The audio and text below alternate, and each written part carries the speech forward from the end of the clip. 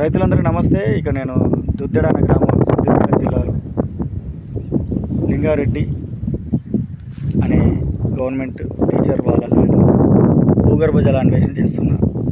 ఇట్లా ల్యాండ్ మొత్తం అక్విఫర్ జోన్లో ఉంది, కానీ ఎక్కువగా షీట్ రాకు పొందుపరచబడి ఉంది భూమి లోపల. అది న్యాచురల్గా జరిగింది కాబట్టి వాళ్ళు ఎన్ని బోర్లు వేసినా కూడా ఆ కింది భాగంలో వేసారు. వాటర్ ఏం రాలేదు, డ్రై వచ్చింది.